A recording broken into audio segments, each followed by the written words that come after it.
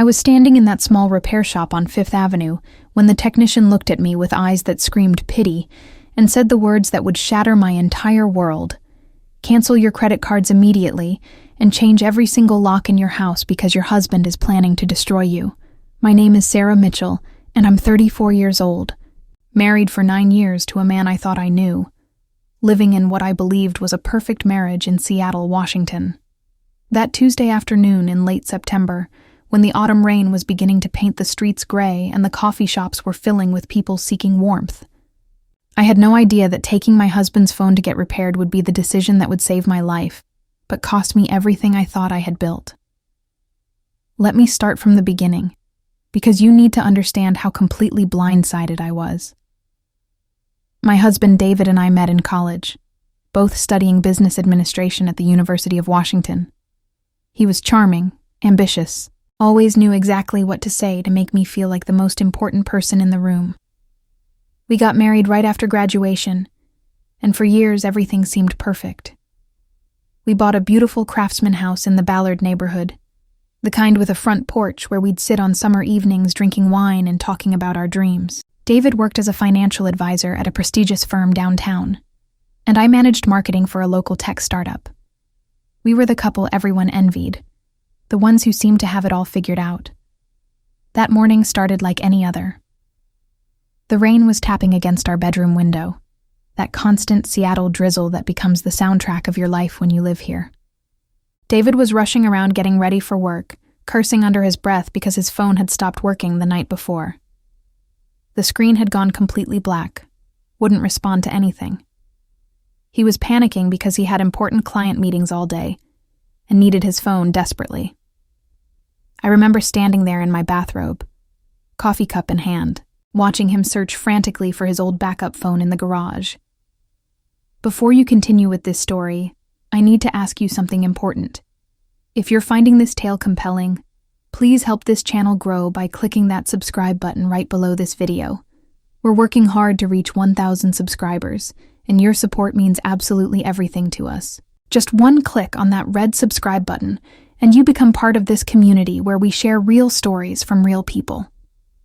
Now, let me continue with what happened next because, trust me, you won't believe where this goes. I offered to take his phone to get it fixed while he was at work. There's this repair shop we'd used before, run by Marcus Chen, a guy who'd been friends with David since high school. Marcus was reliable, trustworthy, someone we'd had over for dinner parties multiple times. David seemed hesitant at first, which I thought was strange, but he was so stressed about his meetings that he eventually agreed. He scribbled down his passcode on a sticky note, kissed me goodbye, and rushed out the door carrying that ancient backup phone that probably hadn't been charged in 3 years. I didn't go to the repair shop right away. I had my own work to deal with, conference calls and presentations to prepare. It wasn't until around 2 p.m. that I finally drove across town to Marcus's shop. The place was tucked between a Vietnamese restaurant and a used bookstore, one of those small businesses that survive on reputation rather than location. The bell chimed as I walked in, and Marcus looked up from behind the counter where he was working on disassembling a laptop. He smiled when he saw me, that friendly smile I'd seen dozens of times at barbecues and birthday parties. We chatted for a few minutes about nothing important, the weather, how business was going, whether we'd be attending the Seahawks game watch party that weekend. I handed him David's phone, explained the problem, gave him the passcode David had written down. Marcus said it would probably take a couple of hours, maybe less, likely just a software issue that needed resetting. I told him I'd grab some coffee and come back later. I spent the next 2 hours at a nearby Starbucks, laptop open, trying to focus on a marketing campaign that suddenly felt incredibly unimportant. Something was nagging at me, a feeling I couldn't quite identify. David had been acting slightly different lately. Nothing dramatic, just small things. Coming home later than usual, being more protective of his phone, seeming distracted during conversations. I'd chalked it up to work stress, convinced myself that everyone goes through phases like that in a marriage. Looking back now, I realize how desperately I'd been ignoring all the warning signs, because acknowledging them would mean admitting that something was wrong. When I returned to the shop, Marcus's expression had changed completely. The friendly warmth was gone, replaced by something that looked like concern mixed with anger. He gestured for me to come behind the counter, glancing toward the door as if making sure no other customers were about to walk in. His voice was low, urgent, when he spoke. "Sarah," he said, "we need to talk about what I found on David's phone." My heart started racing immediately. That instinctive response your body has when it knows something terrible is coming. If you're still with me on this journey, I want to remind you that your subscription helps us continue sharing these important stories. We're so close to reaching 1,000 subscribers, and every single person who clicks that subscribe button brings us closer to that goal. It takes just a second to subscribe, but it makes a world of difference to this channel. Please take a moment right now to hit that subscribe button and join our growing community. Marcus turned the phone screen toward me, and I saw messages, dozens of them, all scheduled to send at future dates. My brain struggled to process what I was seeing. These weren't normal text messages. They were detailed, calculated, cruel. Messages to my family telling them I'd become unstable, that I was having a mental breakdown, that they shouldn't believe anything I said. Messages to my employer claiming I'd been stealing from the company, complete with fabricated evidence he'd apparently been preparing. Messages to our bank flagging suspicious activity on our joint accounts, activity that would point directly to me. But that wasn't even the worst part. There were messages to lawyers, divorce attorneys, outlining a strategy to paint me as an unfaithful, mentally unstable spouse who'd been embezzling money from our shared finances. There were messages to our friends describing fictional affairs I'd supposedly been having, complete with made-up details that were shockingly convincing. There were messages to real estate agents about selling our house without my knowledge. Everything was scheduled, planned out like a military operation, set to deploy over the course of the next 3 months. I felt the room spinning around me. Marcus caught my arm as my knees buckled, guided me to a chair behind the counter. He brought me water, waited while I tried to process what I'd just seen. When I could finally speak, my voice came out as barely a whisper. Why would he do this? Marcus shook his head, his jaw tight with anger. I don't know, Sarah. But you need to protect yourself right now. Cancel your credit cards immediately, change all your passwords, and seriously consider changing the locks on your house. This isn't just an affair or a simple divorce situation. This is systematic, planned destruction. The details Marcus showed me next made my blood run cold. David had been documenting everything, keeping meticulous records of our daily life, but twisting every detail into something sinister. A girls' night out with my coworkers became evidence of suspected infidelity. A work bonus I'd deposited into our savings became proof of embezzlement. A disagreement we'd had about his mother visiting became documentation of my supposed mental instability and irrational behavior. He'd been building a case against me for months, maybe longer, all while kissing me goodnight and telling me he loved me every single morning. There were also messages to a woman named Jessica, someone I'd never heard of before.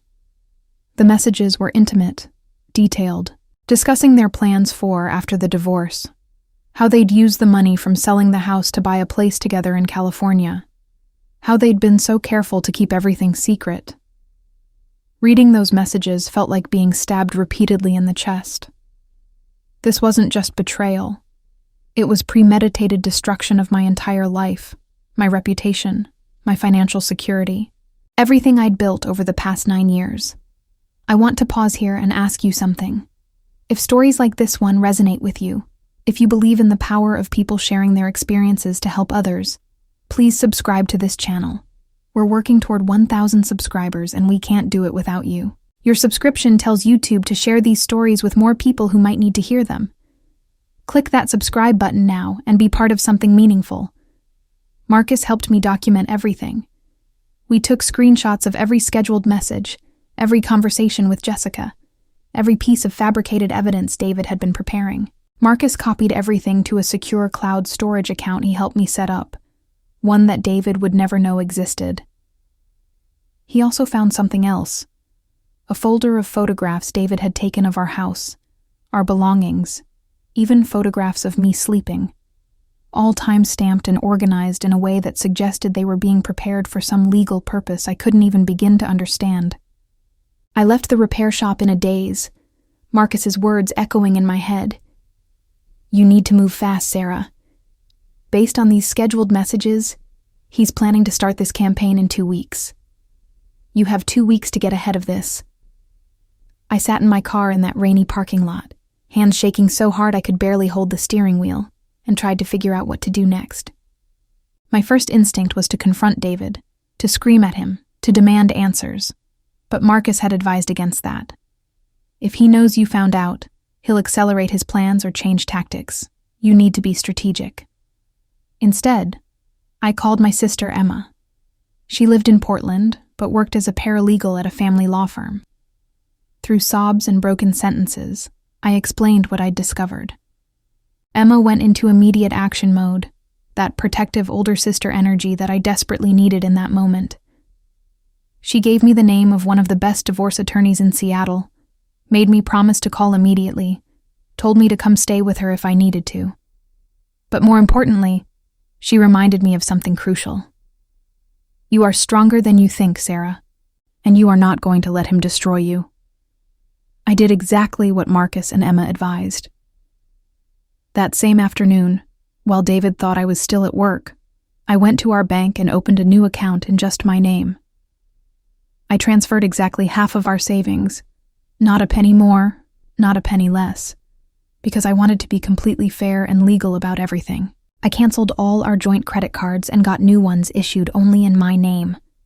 I changed every password to every account I had access to, personal email, work email, social media, everything. I called a locksmith and had them scheduled to change our locks the following day while David was at work. Then I went to meet with the attorney Emma had recommended, a woman named Patricia Rodriguez, who had a reputation for being absolutely fierce in divorce cases. Patricia's office was in a high-rise downtown, all glass windows with views of Elliott Bay.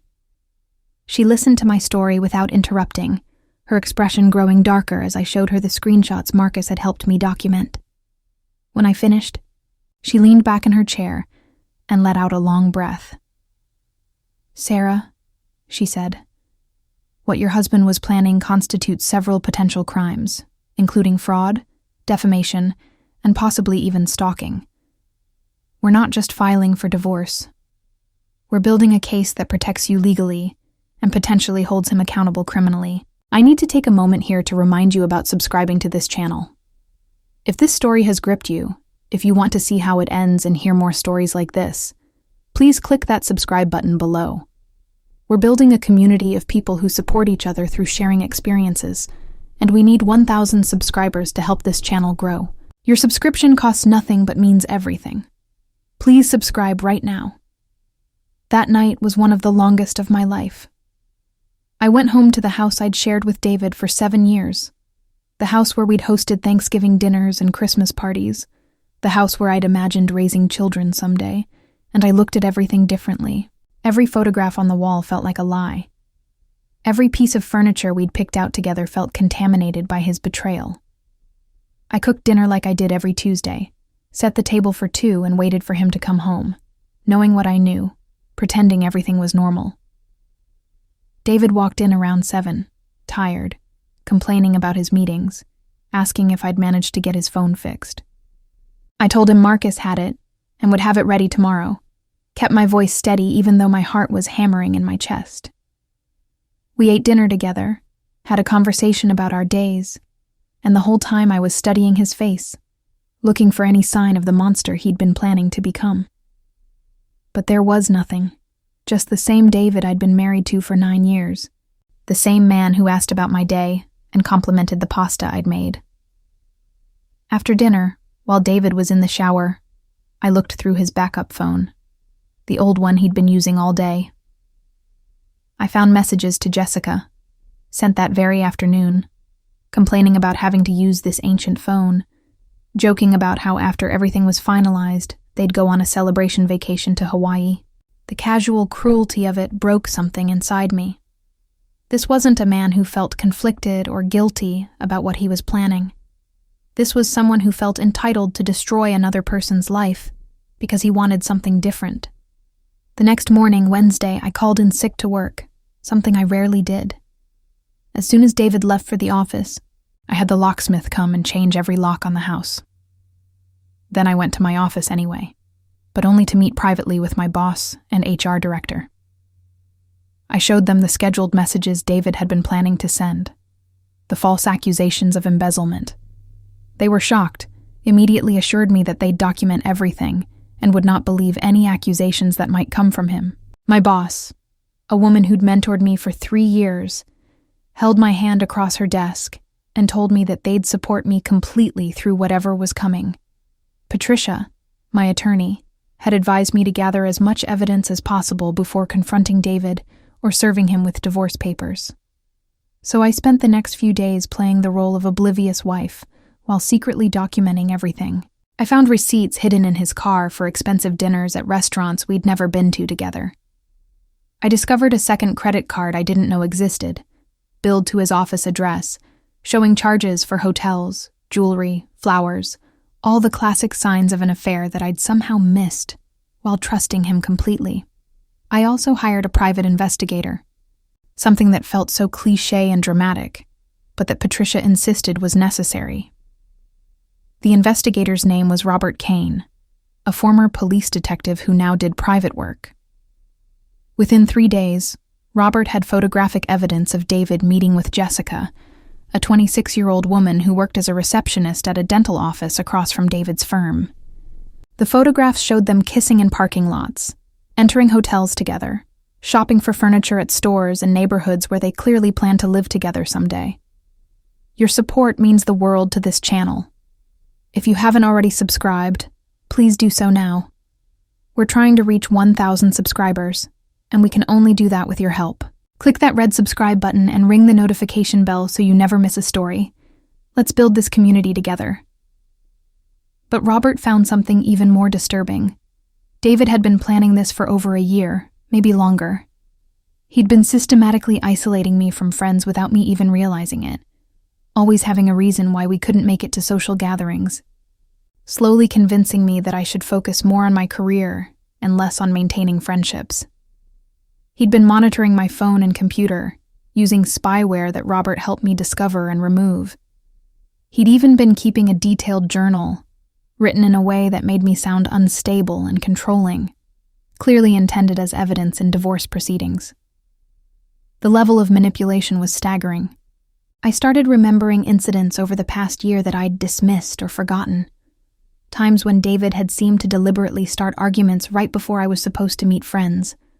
Occasions when he'd criticized my appearance until I felt too insecure to go out. Moments when he'd made me doubt my own memory or perception of events. He'd been gaslighting me, a term I'd heard before, but never truly understood until I saw the pattern of behavior Robert helped me identify. On that Friday, 1 week after Marcus had shown me those scheduled messages, I finally picked up David's repaired phone from the shop. Marcus had fixed it perfectly, and more importantly, he'd hidden the fact that we'd accessed any of the information on it. As far as David would know, the phone had been repaired without anyone seeing its contents.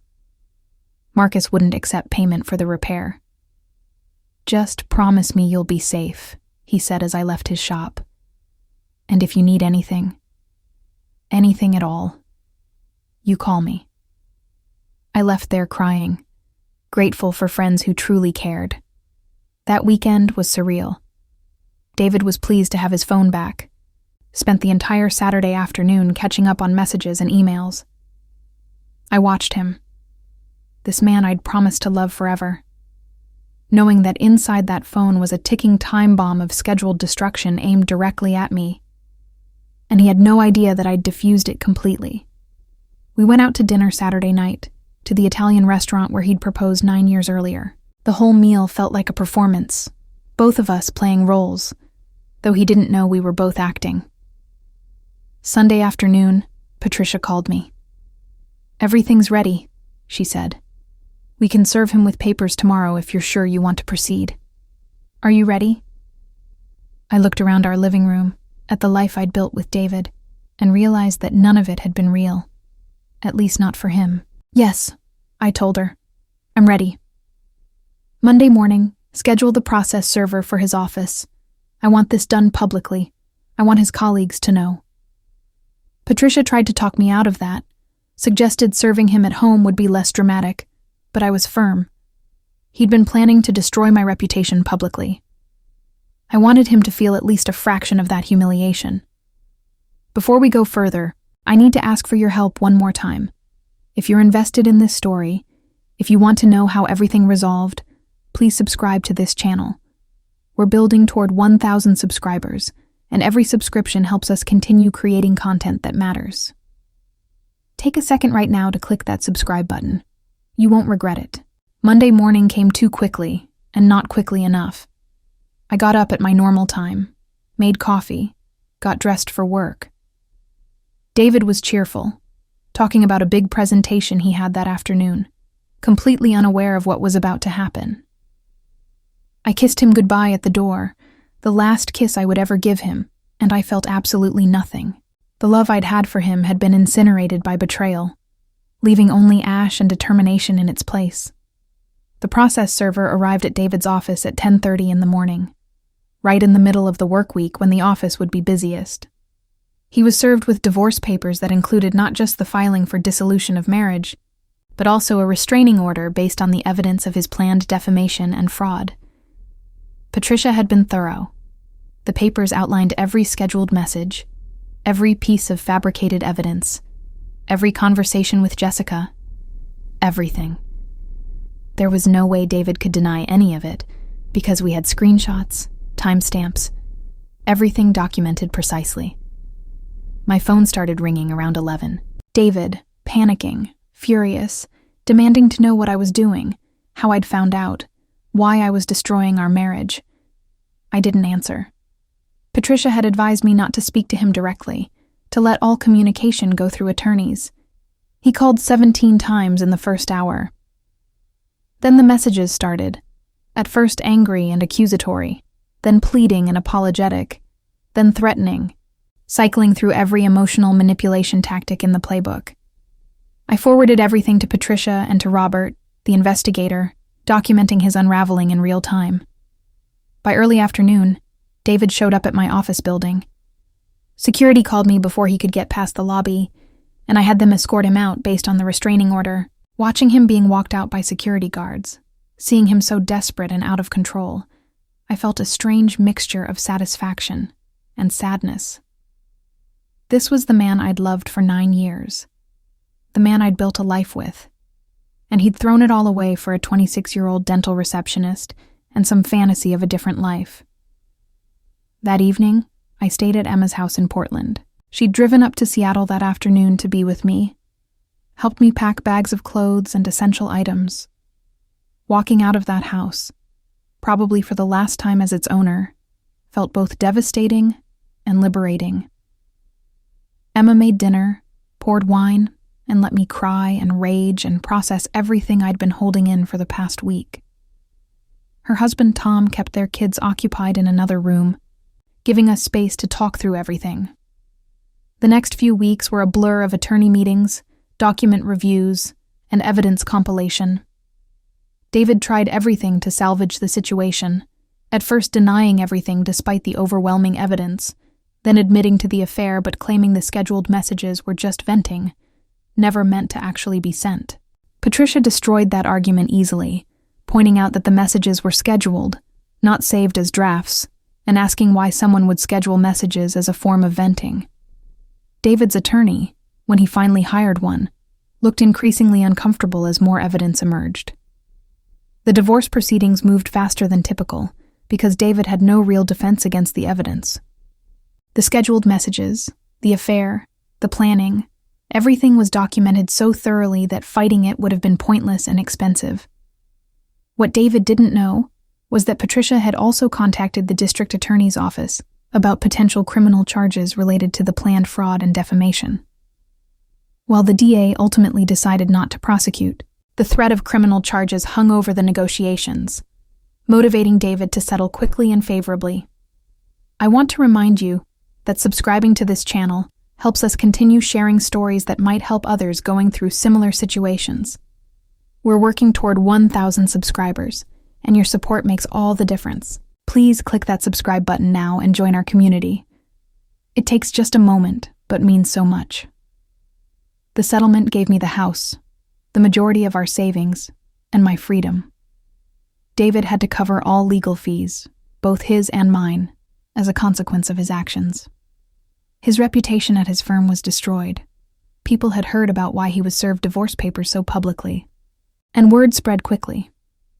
Jessica apparently broke things off with him once she realized the financial and social consequences he was facing, which provided its own kind of justice. David ended up transferring to his firm's office in another state, essentially running away from the mess he'd created. But the emotional recovery was harder than the legal process. I spent months in therapy, working through the betrayal, the gaslighting, the violation of trust. My therapist helped me understand that none of what happened was my fault, that David's actions reflected his character, not my worth as a person or partner. I had to relearn how to trust my own judgment, to believe in my perception of reality, to understand that being deceived by someone you love doesn't mean you were stupid or blind. It means they were skilled at deception. Marcus, the repair technician who'd saved me by showing me those messages, became one of my closest friends through this process. He felt guilty about not recognizing what David was capable of during their friendship, though I kept telling him it wasn't his fault. Marcus had acted with integrity when it mattered most, and that's what counted. We started having regular coffee meetings where we'd talk about everything and nothing, and his friendship helped me remember that good people still existed. My work life actually improved after the divorce. Without the constant underlying stress of living with someone who was secretly planning my destruction, I found my creativity and productivity soaring. I got promoted to senior marketing director 6 months after the divorce was finalized, partly because my work had improved so dramatically, but also because my boss appreciated how I'd handled the entire situation with professionalism and grace. The raise meant I could easily afford the mortgage on the house that was now entirely mine. I also reconnected with friends I'd lost touch with during my marriage, people I hadn't even realized David had been systematically distancing me from. Having coffee with my college roommate Lisa for the first time in 3 years, I realized how isolated I'd become. Lisa pointed out that she'd tried to stay in touch multiple times, but I'd always had excuses for why we couldn't meet up. Looking back through old messages, I could see David's influence in every declined invitation, every canceled plan, every gradual withdrawal from my social circle. About a year after the divorce was finalized, I started dating again, cautiously and slowly. It was terrifying at first, trusting someone new with my heart after what David had done. But my therapist reminded me that David's betrayal didn't mean everyone would betray me, that healing meant remaining open to connection despite the risk of pain. I met someone named Michael through a friend's party, a middle school teacher who was kind and patient and completely transparent about his life in a way that felt revolutionary after years of David's deception. If you've stayed with me through this entire journey, thank you. Your support means everything. If you haven't subscribed yet, now is the perfect time. Click that subscribe button and help us reach 1,000 subscribers. Be part of this community where we share real stories and support each other through difficult times. Michael and I took things incredibly slowly, which he respected completely. He understood that I'd been through trauma and needed time to build trust. We dated for over a year before I even considered introducing him to my family, and another 6 months before he met Emma's kids, who I'd become very close with in the aftermath of my divorce. Michael never pushed, never pressured, just showed up consistently and honestly, letting his actions prove his character over time. 2 years after discovering those scheduled messages, I was sitting on the porch of my house, the house that was now completely mine, painted in colors I'd chosen, filled with furniture I'd selected, decorated to reflect my taste rather than compromise. Emma was visiting with her family, her kids playing in the yard while we drank coffee and watched the Seattle rain create patterns on the street. Michael was inside cooking dinner, having become comfortable enough in my space that he knew where everything was kept. Emma asked me if I ever regretted marrying David, if I wished I could go back and never meet him at all. I thought about it for a long time before answering. The truth was complicated. I regretted the years I'd wasted on someone who didn't value me, the pain I'd endured, the betrayal that had shaken my ability to trust. But I also recognized that the experience had taught me things about myself that I might never have learned otherwise. I'd discovered reserves of strength I didn't know I possessed. I'd learned to trust my instincts and stand up for myself. I'd found out who my real friends were, the people who showed up when things got hard. More importantly, I'd learned that being alone was better than being with someone who was slowly destroying me from the inside. The life I'd built after divorce, the life I was living now, was authentically mine in a way my marriage never had been. I made decisions based on what I wanted, rather than what would keep peace or avoid conflict. I spent time with people who energized me rather than draining me. I pursued hobbies and interests that David had subtly discouraged. I was more myself than I'd been in years. I also reconnected with parts of myself I'd lost during my marriage. I'd always loved painting, but had stopped during my years with David, partly because he'd made dismissive comments about it being a waste of time. After the divorce, I set up a studio in one of the spare bedrooms and started painting again. My work wasn't professional quality, but it didn't need to be. It was therapeutic, meditative, a way of processing emotions that words couldn't capture. I'd even started taking classes at a local art center, meeting other people who painted for the joy of it, rather than for any external validation. The other major change in my life was becoming an advocate for others going through similar situations. I started volunteering with a local organization that helped people escape abusive relationships, because I'd come to understand that what David had been planning was a form of abuse, just psychological and financial, rather than physical. I shared my story in support groups, helped other people recognize warning signs of manipulation and gaslighting, offered practical advice about protecting finances and gathering evidence. Turning my pain into purpose gave the whole experience meaning it wouldn't have had otherwise. I need to ask one more time for your subscription. We're so close to 1,000 subscribers, and your support helps us reach more people with stories that might help them through difficult times. Click that subscribe button right now and be part of this growing community. Your subscription matters more than you know. One of the most surprising developments came about 18 months after the divorce, when David reached out through his attorney asking if we could meet to talk. Patricia advised against it, but I was curious and felt strong enough to handle it, so I agreed to meet in a public place with Patricia present. David looked older, worn down in a way that went beyond the physical.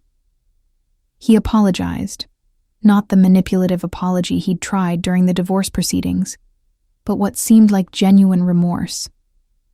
He explained that he'd been in therapy, working through his own issues, trying to understand why he'd done what he did.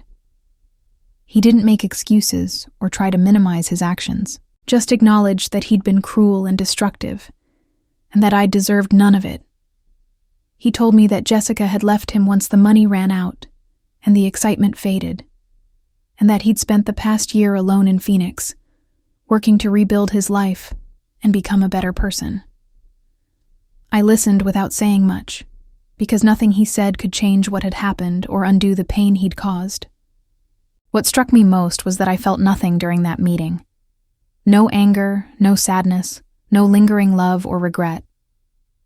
David had become a stranger to me, someone I used to know but no longer had any emotional connection to.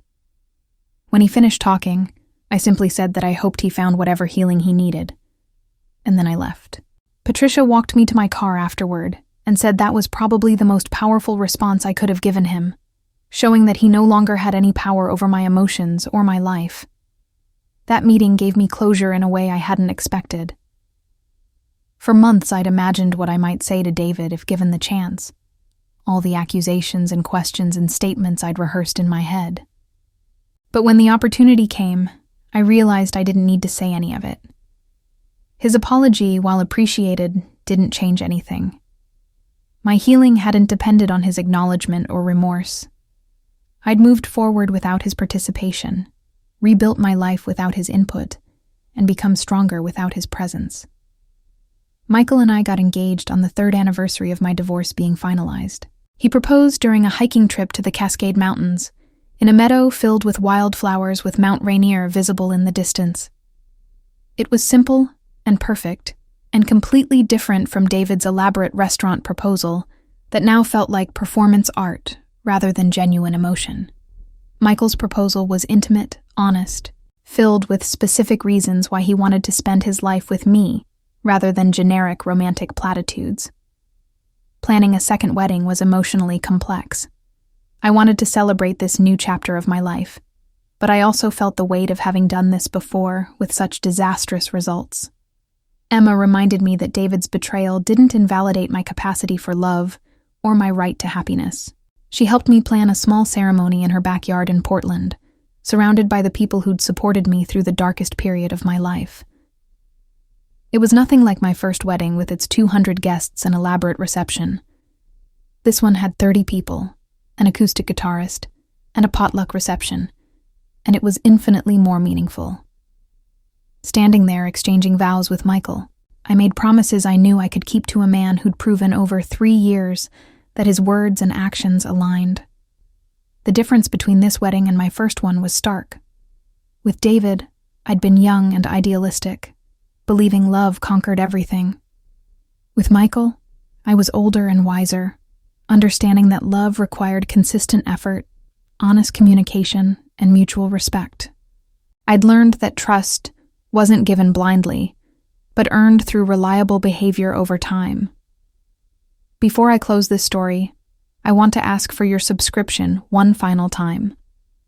If this journey has resonated with you, if you've found value in hearing about my experience, please subscribe to this channel. We're working to build a community of 1,000 subscribers who support each other through sharing stories. Click that red subscribe button and be part of something meaningful. The house that had been mine and David's became mine and Michael's, but we renovated it together, changing enough that it felt like a new space rather than a haunted one. We painted walls, replaced flooring, redesigned the kitchen, transformed it into something that reflected both of us, rather than a life I'd left behind. Michael never felt threatened by the fact that I'd lived there with someone else. He understood that the house was part of my history, but that we were creating our own future together. Marcus officiated our wedding, having gotten ordained online specifically for the occasion. During the ceremony, he spoke about how proud he was of the strength I'd shown, how grateful he was to have played a small role in helping me escape a terrible situation. He reminded everyone present that sometimes friendship means having difficult conversations, showing people hard truths, being willing to get involved when someone needs help.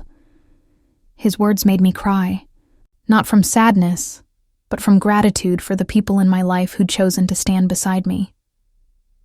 3 years into my marriage with Michael, we had a daughter, Clara, named after my grandmother. Becoming a mother brought up unexpected emotions about my experience with David. I thought about how different my life would have been if I'd had a child with him, how much harder it would have been to leave, how he might have used a child as another tool for manipulation and control. I felt overwhelming gratitude that Clara would grow up in a home with 2 parents who genuinely loved and respected each other, who modeled healthy communication and conflict resolution. I also thought a lot about what I would tell Clara someday about my first marriage. Would I shield her from the truth? Or would I use my experience as a teaching moment about recognizing red flags and standing up for yourself? I decided that when she was old enough, I would share my story, not to scare her or make her cynical about relationships, but to help her understand that sometimes leaving is the strongest choice you can make, and that rebuilding after betrayal is possible. Looking back now, 5 years after that day in Marcus's repair shop, I can see how that single moment changed the entire trajectory of my life. If I hadn't taken David's phone to be repaired, if Marcus hadn't been thorough enough to find those scheduled messages, if he hadn't been brave enough to show them to me, everything would be different. David's plan would have unfolded exactly as he'd designed it. My reputation would have been destroyed, my finances devastated, my mental health shattered by orchestrated gaslighting and isolation. Instead, I'm sitting here in my home office, the same room where I used to work during my marriage to David, but now painted a cheerful yellow with artwork Clara made at preschool decorating the walls. Michael is giving Clara her bath, their laughter echoing through the house. Emma is texting me photos from her daughter's soccer game. Patricia, my attorney who became a friend, invited us to her holiday party next month. Marcus and his partner are coming over for dinner this weekend. My life is full of people who genuinely care about me, and I'm no longer settling for anything less than authentic connection. The experience taught me that betrayal, as devastating as it is, can be a catalyst for profound growth and change. I'm not grateful for what David did. I'll never be grateful for that pain and violation. But I am grateful for what I learned about myself in the process of surviving it. I discovered that I'm stronger than I ever imagined, more resilient, more capable of rebuilding from ashes. I learned to trust my instincts, to pay attention to warning signs, to prioritize my own well-being rather than sacrificing it to maintain a relationship. I also learned that asking for help isn't weakness, but wisdom. I couldn't have survived what David planned without Marcus's intervention, Emma's support, Patricia's expertise, Robert's investigation, and the network of friends and professionals who rallied around me. There's a cultural myth that we should be able to handle everything alone, that independence means never needing anyone. But true strength, I've learned, is knowing when to reach out and having the courage to accept help when it's offered. The financial recovery took about 2 years to stabilize completely. Even though the settlement was favorable, disentangling shared finances and rebuilding individual credit and savings required patience and discipline. I worked with a financial advisor to create a comprehensive plan, setting up retirement accounts, emergency funds, and investment portfolios that were entirely mine. There was something deeply empowering about looking at financial statements that bore only my name, knowing that every decision about that money was mine alone to make. I also had to rebuild my credit score, which had taken hits during the divorce process despite my careful financial management. David had made some late payments on joint accounts during those final months. Whether through spite or carelessness, I'll never know. It took consistent on-time payments and careful monitoring to bring my score back up. But watching those numbers climb felt like tangible proof of my recovery, measurable evidence that I was moving forward rather than remaining trapped in the wreckage of my failed marriage. One unexpected challenge was dealing with mutual friends who wanted to remain neutral or who sided with David despite the evidence. Some people simply couldn't believe that the charming, successful man they knew was capable of what he'd planned. Others felt uncomfortable choosing sides and gradually faded from both our lives. It hurt to lose friendships I'd valued. But Patricia reminded me that people who couldn't support me after seeing clear evidence of David's intentions weren't friends worth keeping. The people who truly mattered showed up without hesitation. There were also awkward social situations, running into David's family members around Seattle, encountering former mutual friends at restaurants or events, navigating the inevitable questions from acquaintances who'd heard rumors but didn't know the full story. I developed a brief, dignified response that acknowledged the divorce without going into details, protecting both my privacy and my peace of mind. Learning to set boundaries around what I would and wouldn't discuss became an essential skill. My relationship with my own family deepened significantly through this experience. My parents, who lived in Spokane, had always liked David and were initially shocked by the divorce. But once I showed them the evidence, they became fiercely protective, offering both emotional and practical support. My father, usually reserved with emotions, told me he was proud of how I'd handled everything, that leaving took more courage than staying ever would have. Those words meant more to me than he probably realized. Emma and I became closer than we'd ever been, despite the 3-hour drive between Seattle and Portland. She'd always been my big sister, but through this crisis she became my best friend, my confidant, my unwavering advocate. The bond we forged during those dark months is unbreakable now. Her kids call me Aunt Sarah with genuine affection, and I'm involved in their lives in ways I might not have been if my marriage had continued and I'd been absorbed in David's world. I want to take a moment to thank everyone who subscribed to this channel and ask those who haven't to please click that subscribe button now. We're building a community where people can share their stories and support each other, and we need your help to reach 1,000 subscribers. Your subscription takes just seconds, but helps us continue creating content that might help someone going through a similar situation. Please subscribe right now. The therapy I engaged in after the divorce was transformative in ways I didn't anticipate. My therapist, Dr. Helen Park, helped me understand patterns in my relationship with David that I'd been blind to while living them. She showed me how I'd been subtly conditioned to doubt myself, to prioritize David's needs over my own, to accept treatment that I never would have tolerated from anyone else. Understanding these patterns didn't erase the pain, but it did help me make sense of how I'd ended up in that situation and how to avoid similar dynamics in the future. Dr. Park also helped me process the complicated emotions around the affair itself. While the scheduled messages and planned destruction were the most immediately threatening aspects of David's betrayal, the affair with Jessica carried its own painful weight. I struggled with questions about what she had that I didn't, whether there were things I could have done differently, how I'd missed the signs for so long. Dr. Park patiently walked me through, understanding that David's choices reflected his character flaws, not my inadequacies, that no amount of being a better wife would have prevented him from doing what he chose to do. One of the hardest aspects of recovery was dealing with the violated sense of home and safety.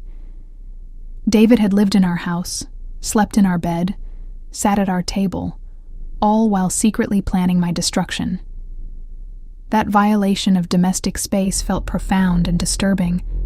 For months after he moved out, I'd find myself checking locks multiple times before bed, startling at unexpected sounds, feeling anxious in my own home.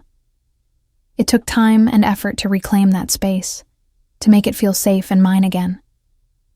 The process of renovating the house with Michael was partly practical and partly therapeutic. Tearing out the kitchen cabinets that David and I had installed together, repainting the bedroom where he'd slept while betraying me, replacing the furniture we'd chosen as a couple, all of it helped exorcise his presence from the space. By the time we were finished, the house felt genuinely new, a place where Michael and I were building our life rather than a museum of my failed marriage. I also had to navigate the complicated process of changing my name. I'd taken David's last name when we married, becoming Sarah Mitchell instead of Sarah Chen. After the divorce, I faced the decision of whether to return to my maiden name or choose something entirely new. I ultimately decided to reclaim Chen, wanting to reconnect with that part of my identity that had existed before David. The paperwork was tedious, updating licenses and passports and credit cards and professional credentials, but signing my name as Sarah Chen again felt like coming home to myself. My career trajectory shifted in unexpected ways after the divorce. Having survived David's planned destruction and navigated the complex legal and emotional aftermath, I found myself drawn to mentoring other women in my company, particularly those dealing with personal crises that affected their professional lives.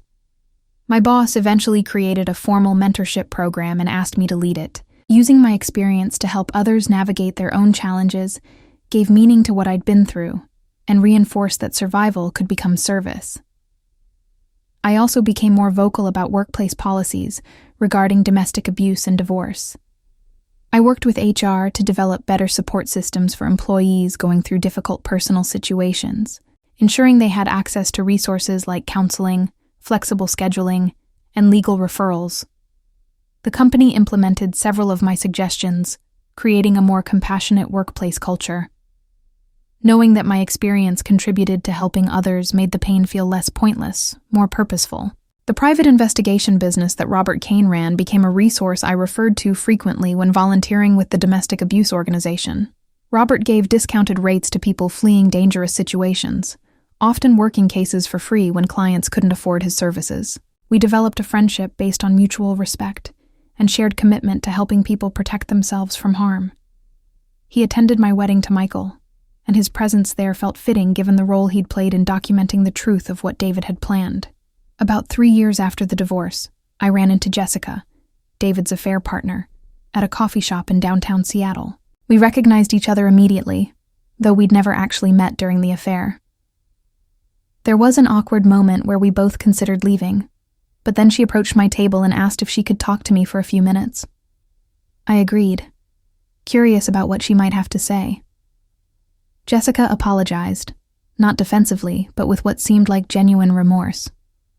She told me she'd been young and stupid, flattered by the attention of an older, successful man, not fully considering that his marriage and his wife were real, rather than abstract obstacles to their happiness. She said that learning about the messages David had scheduled, the destruction he'd been planning, had horrified her and made her reevaluate everything she thought she knew about him. She'd left him shortly after and had spent the past years working on herself and her own issues. I listened to her apology and told her I appreciated it, that while what she'd done was wrong, David had been the one who made vows to me and broke them.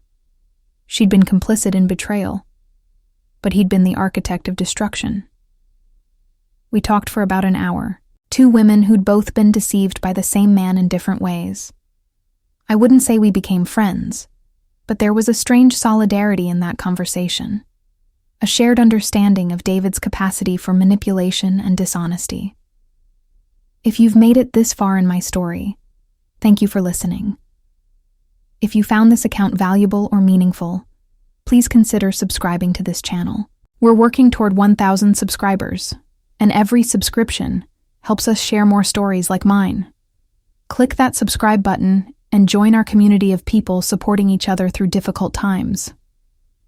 As Clara grew from infant to toddler, I found myself hyper-aware of teaching her things I wish I'd understood earlier. I made sure she heard me and Michael negotiate disagreements respectfully, that she saw us apologize when we were wrong, that she understood relationships required mutual effort and respect. I never wanted her to accept treatment the way I'd accepted David's subtle undermining and manipulation. I wanted her to grow up with a clear sense of her own worth and the confidence to walk away from situations that diminished her. Michael was wonderful about discussing these things with me, understanding that my experience with David shaped my parenting in specific ways. He supported my desire to raise Clara with strong boundaries and self-respect, never dismissing my concerns as overreactions based on past trauma. He recognized that my history informed my present without defining it, that I could be both healed and shaped by what I'd survived. The 5th anniversary of discovering those scheduled messages fell on a Tuesday, just like the original day. I took the afternoon off work and drove to Marcus's repair shop, bringing him lunch and spending an hour catching up.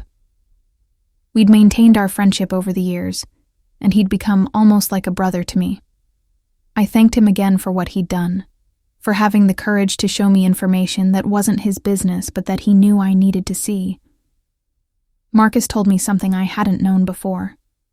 He said that after showing me those messages, he'd struggled with anxiety about whether he'd done the right thing, whether he'd violated privacy laws or professional ethics, whether he'd destroyed a marriage that might have been salvageable. He'd actually consulted with a lawyer to make sure he hadn't broken any laws.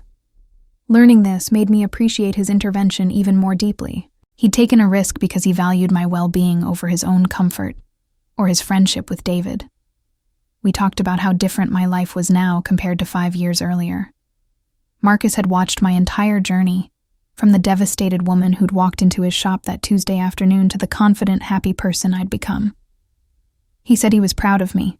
That rebuilding after that kind of betrayal took remarkable strength.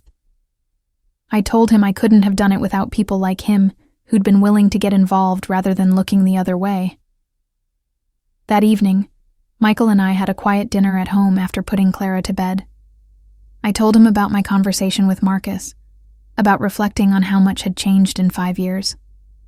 Michael took my hand across the table and said something I'll never forget. He told me that my past didn't scare him, that knowing what I'd survived only made him respect me more, that he felt privileged to be part of my present and future. The contrast between his openness and David's deception couldn't have been starker. We talked about the upcoming holidays and the plans we were making, the ordinary logistics of life that felt extraordinary because they were built on a foundation of trust and honesty. We discussed whether to host Thanksgiving or travel to Emma's house, what gifts to get Clara for her birthday, whether we should finally take that vacation to Hawaii we'd been planning. These mundane conversations represented everything I'd almost lost. The simple joy of planning a future with someone who genuinely wanted to share it with me. The domestic abuse organization I volunteered with asked me to speak at a fundraising event about 6 months after that anniversary. It was the first time I'd told my story publicly, and I was terrified. Emma came with me for support, sitting in the front row as I stood at a podium in front of 200 people and explained how a routine trip to a repair shop had saved my life. I talked about the warning signs I'd missed, the importance of friends who intervene, the resources that had helped me escape and rebuild. After my speech, several people approached me with their own stories, some still trapped in dangerous situations, others years into recovery like me. I exchanged contact information with women who wanted support or advice, feeling both humbled and empowered by their trust. One woman told me that hearing my story gave her courage to leave her own destructive marriage, that knowing someone else had survived and thrived made her believe she could too. That conversation alone made the vulnerability of public speaking worthwhile. The fundraiser raised over $50,000 for the organization, money that would go towards safe houses, legal assistance, counseling services, and other resources for people escaping abuse. The executive director credited my speech with inspiring donations, saying that putting a face and story to the statistics made people understand the urgency and importance of the work. I felt grateful that my pain could be transformed into resources that might prevent or alleviate someone else's suffering. As I became more involved in advocacy work, I also became more educated about the various forms abuse can take. David's planned campaign against me was psychological and economic abuse, even though it never became physical. Learning that abuse isn't limited to hitting or yelling helped me understand my own experience more clearly and recognize similar patterns in other people's stories. It also motivated me to push for broader definitions of domestic abuse in legal and social service contexts. One unexpected benefit of my advocacy work was connecting with other survivors who became friends. These were women who understood the specific trauma of betrayal and manipulation, who didn't need explanations for why certain things triggered anxiety or why trust took so long to rebuild. We formed an informal support group that met monthly, sharing meals and conversation, celebrating victories and supporting each other through setbacks. These friendships enriched my life in ways I hadn't anticipated. Before I bring this story to a close, I want to ask one more time for your subscription.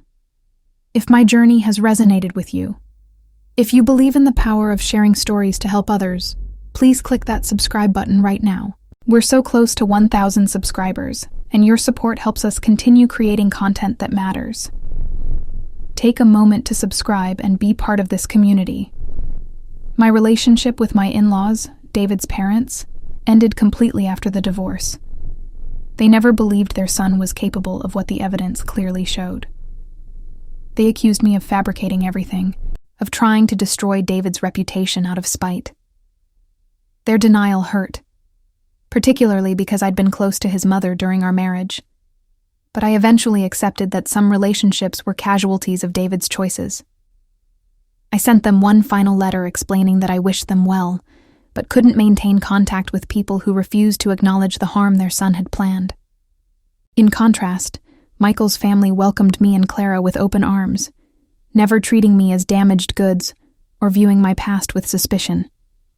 His parents, both retired teachers from Bellingham, were warm and accepting, treating Clara as their granddaughter without qualification.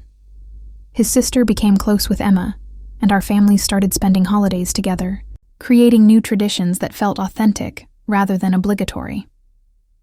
Building relationships with Michael's family helped fill some of the gaps left by losing David's relatives. The legal aftermath of my divorce actually extended beyond the dissolution of marriage itself. About a year after everything was finalized, I received notification that David's firm had fired him for ethical violations related to how he'd misused company resources during his affair and in planning against me.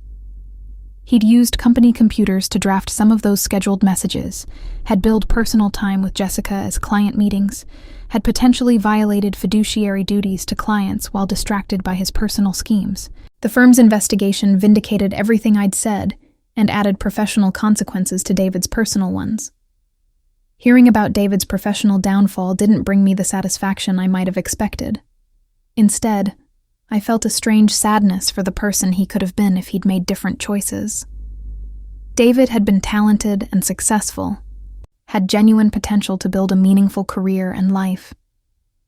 He'd destroyed all of it for an affair and some fantasy that required demolishing me in the process. What a waste of human potential, I thought when I heard the news. What a terrible, senseless waste.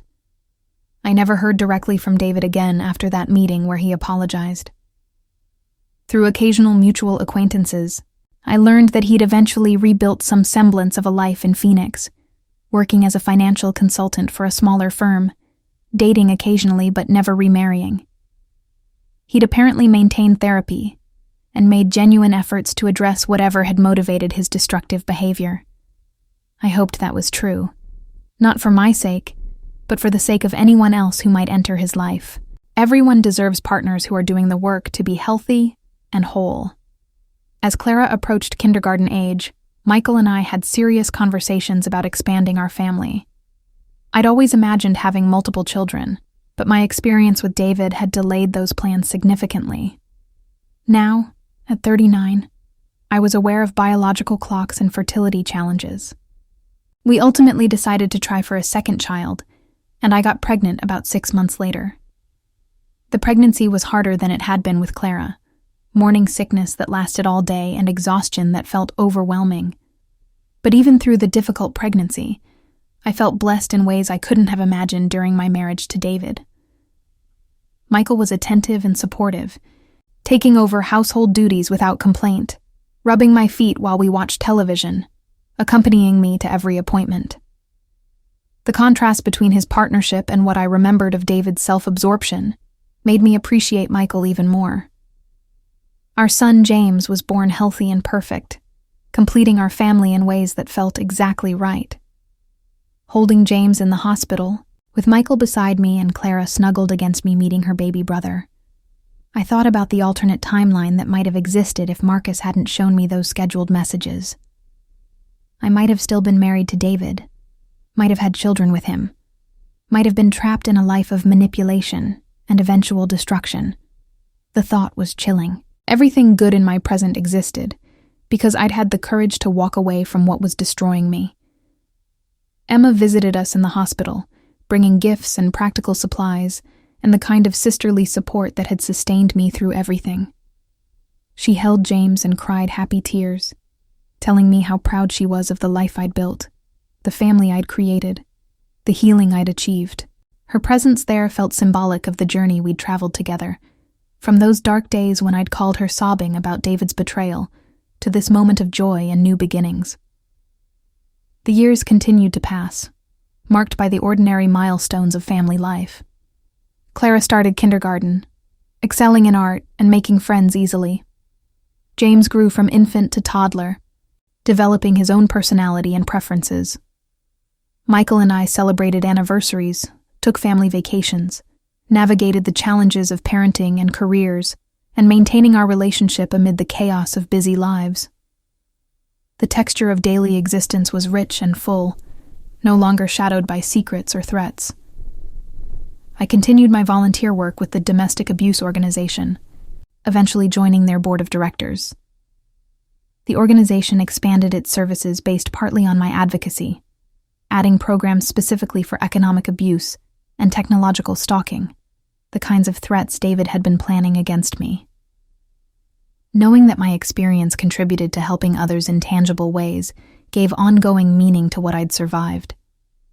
Pain transformed into purpose, trauma alchemized into service. Marcus remained a constant friend through all these years.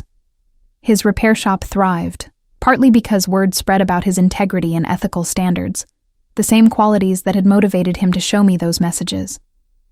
He married his longtime partner in a beautiful ceremony overlooking Puget Sound, and I had the honor of giving a toast at their reception. In my speech, I talked about how true friendship sometimes means difficult conversations and uncomfortable interventions, how Marcus had demonstrated what it meant to genuinely care about someone's well-being. My career continued flourishing in ways I attributed partly to the confidence I'd developed through surviving David's betrayal. I became vice president of marketing at my company, leading a team of 20 people, making strategic decisions that impacted the organization's direction. The leadership skills I'd honed through navigating my divorce, the ability to remain calm under pressure, to make difficult decisions with incomplete information, to advocate for what I needed, all of it translated into professional success. I also became a mentor to younger women in my field, particularly those navigating the intersection of personal and professional challenges. I shared my story selectively when it seemed relevant and helpful, always emphasizing that survival was possible and that asking for help was strength rather than weakness. Several mentees told me that my openness about my past made them feel less alone in their own struggles, that seeing someone who'd been through crisis and emerged successful gave them hope for their own futures. If you've stayed with me through this entire journey, I'm deeply grateful. Your willingness to listen to my story means more than I can express. If you haven't already subscribed to this channel, I'm asking you one final time to please click that subscribe button. Help us reach 1,000 subscribers so we can continue sharing stories that might help someone else facing similar challenges. Your subscription costs nothing but means everything to this community. Looking back now, almost a decade after that Tuesday afternoon in Marcus's repair shop, I can see how profoundly that single moment altered the trajectory of my entire life. Every good thing in my present, my marriage to Michael, my children, my career, my friendships, my sense of self, all of it exists because I learned the truth and had the courage to act on it. If I'd remained ignorant of David's plans, if Marcus hadn't shown me those messages, my life would be unrecognizably different and infinitely worse. I think about alternative versions of myself sometimes. The Sarah who never found out, who remained married to David, who might be living even now in confusion and manipulation, reputation destroyed, finances decimated, mental health shattered by orchestrated gaslighting. That version of Sarah haunts me occasionally, reminds me how close I came to a completely different fate. The narrow margin between discovery and disaster humbles me and makes me grateful for every ordinary moment of my current life. The lessons I learned through that experience continue shaping how I move through the world. I pay attention to inconsistencies between words and actions. I trust my instincts when something feels wrong, rather than dismissing my concerns. I maintain my own financial accounts and professional identity separate from my marriage, not because I don't trust Michael, but because I understand the importance of maintaining independence. I cultivate friendships and support systems outside my romantic relationship, recognizing that no single person can meet all needs. I also try to be the kind of friend Marcus was to me, someone willing to have difficult conversations when necessary, to intervene when I see someone heading toward danger, to prioritize genuine care over comfort or convenience. Several times over the years, I've had uncomfortable conversations with friends about concerning patterns in their relationships, always aware that I might be wrong, but unwilling to remain silent if there's a chance I'm right. Sometimes those conversations damaged friendships temporarily, but I'd rather risk someone being angry with me than stay quiet while they suffer harm. My children are growing up in a home that models healthy relationships and clear communication. They see Michael and me disagree respectfully, apologize sincerely, support each other consistently. They hear us talk about feelings and boundaries and respect. They're learning, through observation and conversation, what healthy partnership looks like. I hope this foundation will protect them someday from accepting treatment that diminishes them, will give them the confidence to walk away from situations that harm them. Clara is now in elementary school, bright and curious and confident in ways that delight me. She asks questions about everything, challenges assumptions, expresses her opinions clearly. I see in her a strength and self-assurance that I wish I'd had at her age, qualities I'm actively cultivating through how I parent and what I model. When she's old enough, I'll tell her about my first marriage, about David's betrayal and my survival, not to burden her, but to teach her that escaping harm is always an option. James is still young, developing his own personality day by day. He's more cautious than Clara was at the same age, more observant, watching situations carefully before engaging. Michael and I are learning his particular needs and temperament, trying to parent each child as the individual they are, rather than according to some generic template. The experience of raising them, of watching them grow and change, feels like redemption for everything I survived to get here. The house that witnessed so much pain and transformation is now fully ours, Michael's and mine and our children's. We've created so many happy memories here that the difficult ones have faded into background noise. Clara's artwork covers the refrigerator. James's toys scatter across the living room. Photographs of our family vacations and everyday moments line the hallways.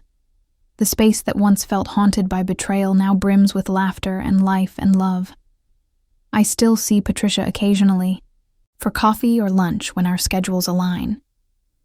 She's become a friend beyond her role as my attorney, someone I value for her wisdom and strength. She tells me I was one of her favorite clients, not because the case was easy, but because I was willing to fight for myself, to do the hard work of escaping and rebuilding. She says many people in similar situations stay out of fear or hope or exhaustion, and watching someone choose themselves is always inspiring. Robert, the private investigator, eventually retired from that business and now teaches criminal justice at a community college. We exchange holiday cards and occasional emails, maintaining the connection we formed during that intense period of gathering evidence against David. He tells his students my story sometimes, with my permission, as an example of why documentation and evidence matter, why people shouldn't assume the truth will be obvious without proof to support it. The executive director of the domestic abuse organization asked me recently to consider becoming their next board chair, a position that would require significant time commitment, but would also allow me to influence policy and programming at the highest level. I'm seriously considering it, drawn to the opportunity to turn my experience into systematic change that could help thousands of people. Michael supports whatever I decide, understanding that this work feeds something essential in me. Sometimes I wonder if David ever thinks about me, about the life we had, and the life we might have had if he'd made different choices. I wonder if he regrets the destruction he planned, if he understands the depth of betrayal involved in sleeping beside someone each night while secretly orchestrating their ruin. I wonder if his therapy helped him develop the insight and empathy he so clearly lacked during our marriage. But mostly, I don't think about David at all. He's become irrelevant to my life, a chapter that's closed and filed away. What I think about instead is gratitude. Gratitude for Marcus's courage and integrity. Gratitude for Emma's unwavering support. Gratitude for Patricia's fierce advocacy. And Robert's thorough investigation. Gratitude for Michael's patient love and my children's existence. Gratitude for my own strength and resilience. Qualities I discovered through necessity, but now claim with pride. Gratitude for second chances and new beginnings and the possibility of building something beautiful from ruins. If there's one message I want people to take from my story, it's this. Survival is possible, rebuilding is achievable, and you are stronger than you know. If you're in a situation that feels wrong or dangerous or destructive, trust that instinct. If someone shows you evidence of betrayal, believe them rather than the person betraying you. If you need to leave something that's harming you, leave, even when it's terrifying and uncertain. The life waiting on the other side of courage is worth every difficult step it takes to reach it. Thank you for listening to my story, for walking with me through the darkness and into the light. If you found value in this account, if it resonated with your own experience, or helped you understand someone else's, please subscribe to this channel. Help us build a community of people supporting each other through sharing stories. Click that subscribe button right now and be part of 1,000 subscribers making a difference. Your support matters more than you know, and together we can help others find the courage to choose themselves. Thank you again for being here, for listening, for caring. You are not alone, and neither am I. And that makes all the difference.